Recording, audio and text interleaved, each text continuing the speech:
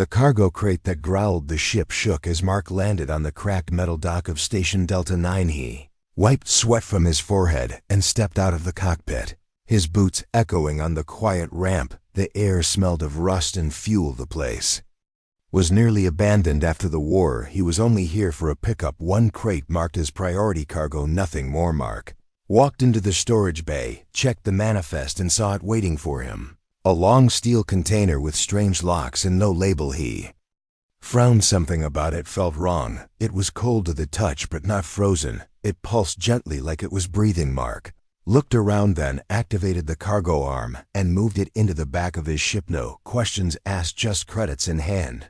That was his rule, but halfway through his flight back, the crate began to thump soft. At first like a heartbeat, then louder and sharper, like something scratching or hitting from inside. Mark stared at the crate, his hand moving to the stun rifle hanging on the wall. This was not part of the deal. He took a step closer, and the sound stopped. He waited. Nothing. He stepped back. The sound returned, louder this time, with a low growl like an animal warning him to stay away. He cursed it under his breath and tapped the control panel to scan the contents. The scan came back blocked, unknown. Biological reading, temperature stable, but erratic movement. Definitely alive. His ship AI chimed in. Cargo unit anomaly detected. Recommend secure containment or ejection. Mark hesitated, then looked at the emergency vent switch. He could open the hatch and drop it into space. Pretend it never happened.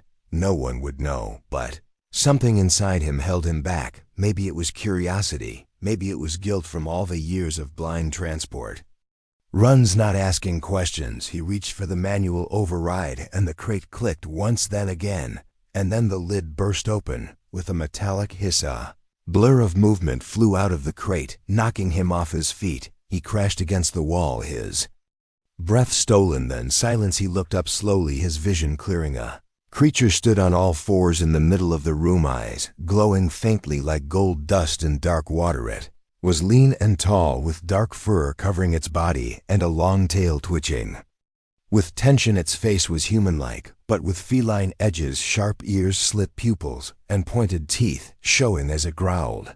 Then it stood upright, a strange blend of strength and fear in its stance. Mark raised his hand slowly, not sure what to say. It spoke before he could. Its voice was low, hoarse, and shaking. Gim, not your pet. Then, before he could respond, it took 2 steps forward and dropped into his lap, curling up tightly like a scared child. Mark froze, not moving, as the creature trembled against him. She was not attacking. She was hiding, not wild, but scared. He felt her breathing fast and shallow, like she was waiting to be hurt. He slowly placed his hand near her, not touching, just showing he meant no harm.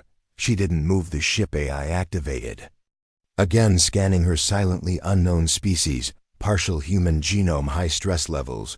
Mark ignored. I was trying to understand. She spoke again, softer this time. Don't take me back, he asked. Back to where? She didn't answer, just shook her head and clung tighter. He sat there in silence, the hum of the ship around them, the moment frozen like time itself had stopped. Minutes passed, maybe more. Then finally she lifted her head and looked at him. Her eyes weren't just gold, they were tired too. Tired for someone so young. She whispered, I didn't mean to come alive. They didn't plan it. I was a mistake. Mark blinked, confused, but said nothing. She seemed to relax just a little, but didn't move away. I was in the dark for days. They didn't feed me. They only checked if I was still breathing. When the power failed, I escaped the cage, crawled into that crate, and sealed it from inside. I didn't know where it was going, but anywhere was better than there. Mark nodded slowly, still not sure what to say. He was used to cargo, not people, and definitely not living, talking hybrids. The universe was full of tech experiments and black projects, but this one felt different. She looked at him and added with a broken smile, "Are not going to chain me, are you?" He shook his head. "Not unless you bite mesh," almost smiled. Then her eyes turned serious again. "They'll be looking for me." Mark asked who she said them. "The ones who made me. They don't like mistakes." Mark stood slowly, careful not to startle her. She stayed in his lap like she belonged there. He checked the console for pursuit signals and found none for now, but he knew it wouldn't stay that way. He looked down at the creature who had just hissed at him and now refused to move from his Lappy said softly. I'm not a hero. I don't even know what you are, she answered without hesitation. I don't know what I am either, but I don't want to die. Mark exhaled slowly, then tapped a few keys. He cleared the crate from the system and disabled outbound logs. As far as the station and command were concerned, this crate never existed. He would figure out the rest later. She was quiet now, eyes closed, but she didn't move. She didn't let go. Hunted and unwanted. Mark sat in the pilot seat, eyes staring at the stars ahead, but his mind was not on the course. Behind him, the girl creature hybrid was curled up on the metal floor, resting beside the warm engine panel, her tail wrapped around her leg. She had not told him her name yet, and he had not asked it. Did not feel right to ask yet, not until she felt safe. Her ears twitched now, and then reacting to every small sound. Mark could tell she had lived in fear for a long time. He pulled out a ration pack and walked over, holding it out without saying anything. She opened one eye, sniffed it, and slowly took it from his hand, eating it without a word. He watched her quietly. There was something human in her, but also something wild, something built, not born. He asked softly, what were they trying to make? She looked up, mouth half full, inside a weapon that obeys without question. They made many of us, trained us like animals, punished us like machines. I was different. I kept asking why. They did not like that. Mark leaned against the wall, arms crossed. You escaped by luck or by plan? She finished the ration and licked her fingers slowly before saying, by both. When the lights failed, I slipped through the vents and found the crate. I knew it was going off-world. That was my chance. I did not expect to survive. Mark nodded. He believed her. The scars on her arms, the slight limp in her step, the guarded look in her eyes. She had been through something no living being should endure. Suddenly, the ship lights flickered and a soft alarm beeped. Incoming scan. Mark rushed to the console and checked the data. A patrol ship was sweeping the outer lanes. No identification codes, no insignia, not official. He swore under his breath and adjusted their course gently, trying to stay in the shadow of a nearby asteroid field. The scan beam passed near them, then moved away. The patrol ship did not follow. They had avoided it for now. Mark turned to her and said, they are looking for you, aren't they? She nodded slowly. They call me Asset 9. I escaped from Facility 8 on the Inner Rim. There are others like me, but most were destroyed when they failed to follow orders. Mark sat down again, rubbing his face with both hands. He had flown over 20 runs to that sector. He had delivered locked crates just like hers. Never once did he ask what was inside. He always told himself it was better not to know. Now one of those crates was talking to him, with pain in her voice and fear in her heart. Silence in the ship grew heavy. Then she asked quietly, why did you not throw me out?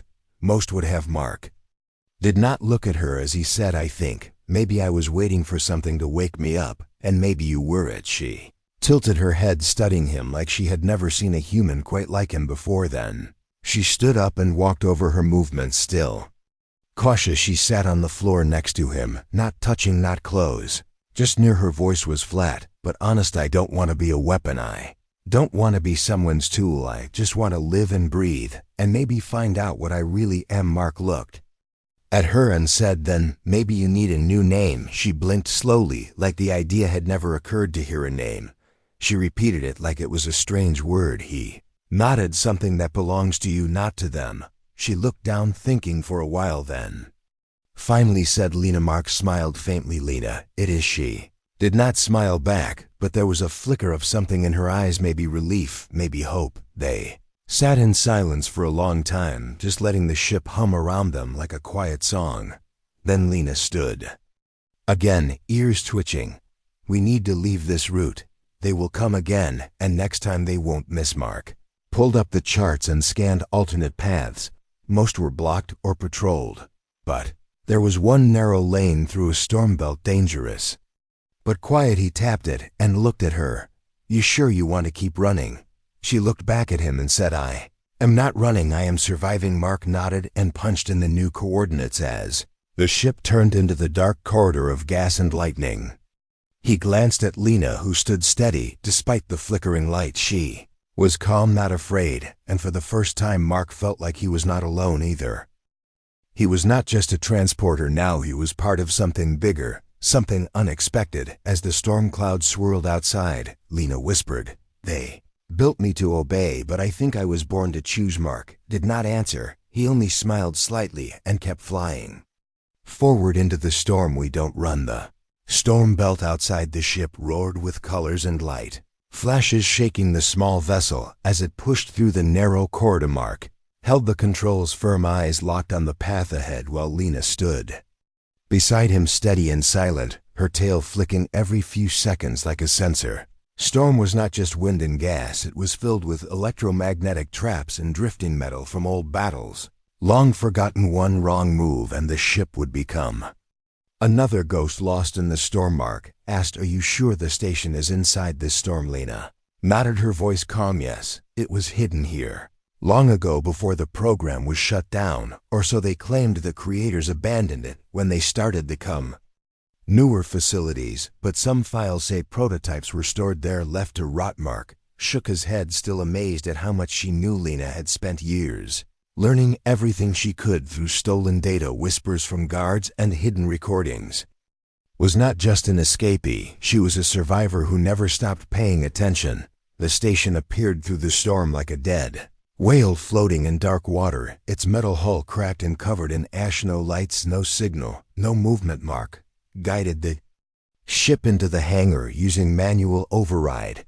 The ship touched down with a soft grind of metal against metal. Lena was already moving before the engines cooled, checking the exit hatch, scanning the air, tapping into the broken station network. She whispered, "There are still files inside, maybe answers, maybe records of others like me." Mark grabbed a flashlight and followed her through the dust-filled corridor, where broken lights flickered and old posters peeled from the walls. They passed cages, glass tanks, wires tangled across the floor, and dried blood stained into the tiles. It felt like walking through a graveyard of forgotten lives. Lena paused at a control panel, wiped the screen, and started typing fast. She found a directory and opened it. Her eyes scanned the list, and then her hands froze. She stepped back, breathing uneven. Mark looked over her shoulder and saw a list of assets, all marked with tags like unstable, terminated, failed. Except one asset, 9, marked unknown status. Lena stared at her own record, the only one without a death note. She whispered, "They erased me even before I escaped to them. I was already gone." Mark watched her carefully. She looked shaken, but not broken. She turned and said, "Come with me, there is more." They walked deeper into the station until they reached a sealed door with warning signs all over it. Lena used her own blood to unlock the biometric reader, and the door hissed open. Inside were rows of pods, cracked open or shattered. Inside them were remains of others, like her fur bones, fragments of gear. One pod was still sealed. A small light blinked red. Mark stepped closer and activated the panel. Inside was a child no more than 6 or 7 years old, with the same feline features, smaller and more fragile, sleeping with tubes in her arms. Lena gasped and touched the glass. "She is one of us, but younger, much younger." Mark asked, "Do we wake her?" Lena hesitated, then nodded slowly. She typed in the override code, and the pod opened with a soft sigh. The child stirred, eyes blinking slowly as if waking from a long, cold dream. She looked up at Lena and whispered one word, "Home." Lena bent down and helped her out, wrapping her in a blanket from the wall. Mark watched the scene, feeling something shift inside him. He had flown through wars, seen planets fall, and people betray each other for credits.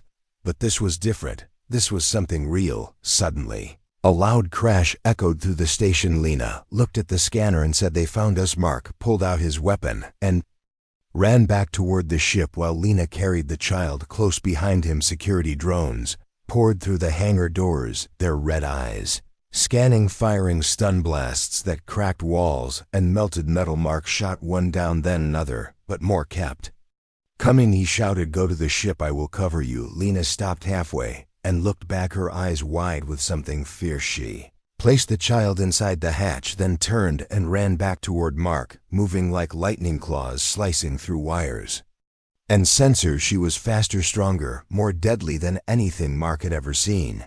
But she did not kill, she only disabled. She Fought not like a beast, but like someone who had learned to control her rage in the chaos. One of the drones shot at Mark, but Lyra jumped in front of him, taking the blast to her side.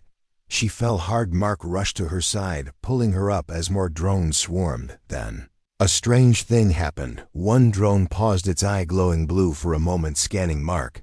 Then it said, "Voice recognized, pilot class C designation, Mark TO and clearance." Green owl drones stopped moving, as if frozen. Lyra looked up weakly and said, "They know you." Mark stared at the drone, then remembered. Years ago he had signed a contract with the science division to transport special cargo. He never knew what was inside, never asked, but his ID was still in their system. He whispered, "I helped build this nightmare." Lyra did not speak, only looked away, pain in her eyes. Mark used his ID code to shut down the drones completely, then carried Lyra back to the ship with the child following silently. Left the station behind, watching it vanish again into the storm inside the ship. Lyra sat weak but breathing. She finally looked at Mark and said, "You were part of it." Mark nodded, ashamed. "Yes, but I didn't know." She closed her eyes for a moment, then said, "Now you do." The silence between them was heavy, but the child crawled into Lyra's lap, curling up gently like trust had not died yet. Mark sat across from them, staring at his own hands, thinking about the blood on them, the crates he had delivered, the lives he never questioned. Lyra whispered, "I don't know if I can trust you again." Mark replied, "Then I will earn it, not with words but with action." She said nothing more, but she did not stop him from sitting closer, and she did not stop the child from reaching for his hand. Truth has teeth. Mark sat alone in the cockpit, staring out at the endless black of space.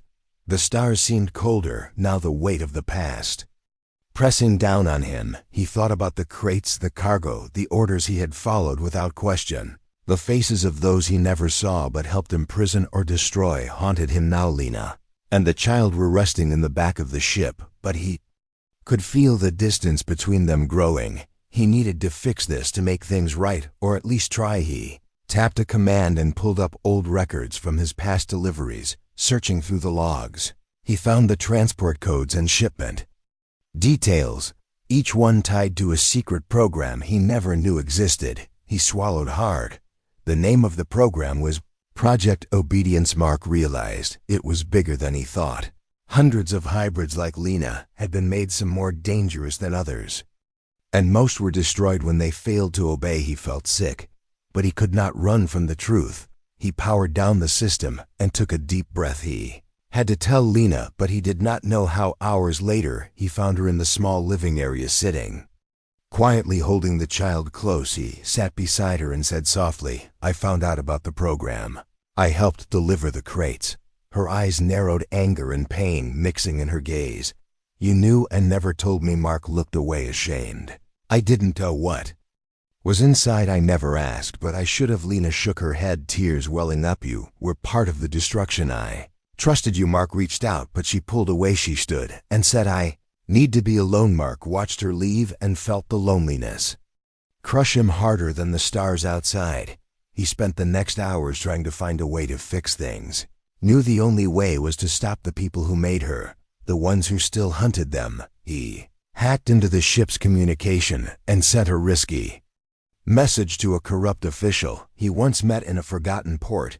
He offered everything he had, his savings, his license, his freedom for information and protection for Lyra and the child. Days passed with no reply. Mark kept watch on the ship, scanning for danger while Lyra stayed in silence, her trust broken. Then one evening a response came through. The voice was cold but clear. "You want help? Bring them to the last safe zone near the asteroid belt. No guarantees, but I can offer protection for a price." Mark prepared the ship for the trip, knowing the path would be dangerous, but it was the only choice. He found Lyra in the control room and said, "We have a chance to fight back." She looked at him with tired eyes, but nodded slowly. They left the quiet space behind, entering the asteroid belt where rocks floated like ghosts in the dark.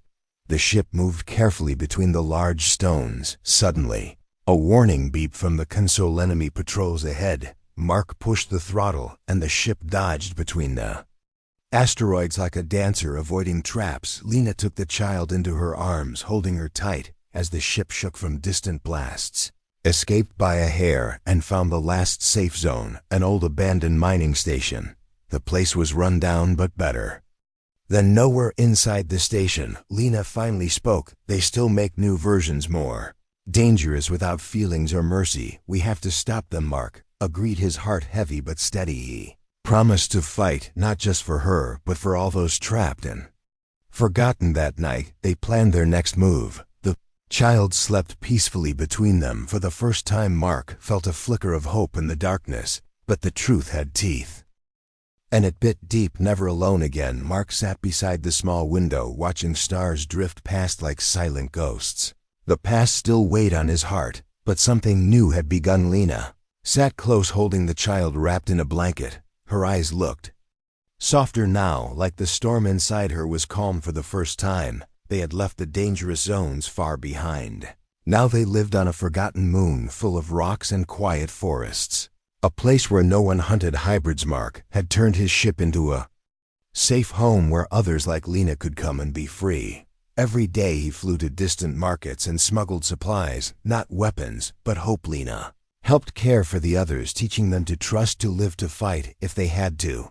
The child in her arms grew stronger each day, her eyes shining with curiosity and life.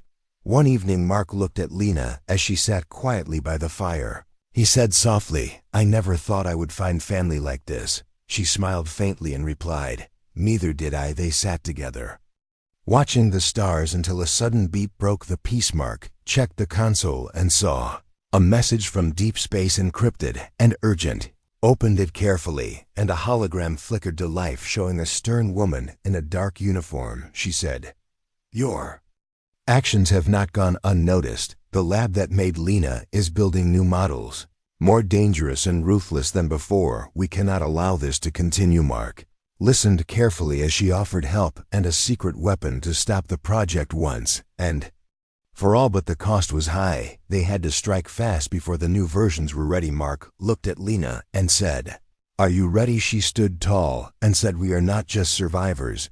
We are a rebellion together." They prepared their ship, loaded weapons and supplies, but more than that, they brought hope and courage. The journey to the enemy base was long and filled with danger, but Mark and Lena faced every challenge with steady hearts and fierce determination. When they arrived, the lab was hidden deep in a mountain, protected by drones and traps. Lena led the way, disabling alarms and opening doors with skills born from pain and survival. Inside, they found rows of pods filled with new hybrids, cold and lifeless, waiting for activation. Mark planted charges to destroy the facility while Lena freed the prisoners one by one. The battle was fierce, alarms blared, and guards rushed in, but Mark and Lena fought side by side, fearless and unstoppable. The child stayed safe in a hidden room guarded by a small group of allies. At last the lab exploded in a fiery blaze, lighting the night sky and signaling the end of the cruel project. Mark and Lena stood outside watching the flames and knew this was only the beginning. They had won the battle, but the war for freedom was far from over. Lena turned to Mark and whispered, "I chose this family." Mark smiled and took her hand, saying, "We will never be alone again." The ship took off, carrying them back to their moon home where others waited and hope lived. On the stars shone brighter that night, as if celebrating a new dawn for those who had been lost and forgotten. And in the quiet peace, Mark knew that sometimes family was not born, but made through trust, courage, and love. The end.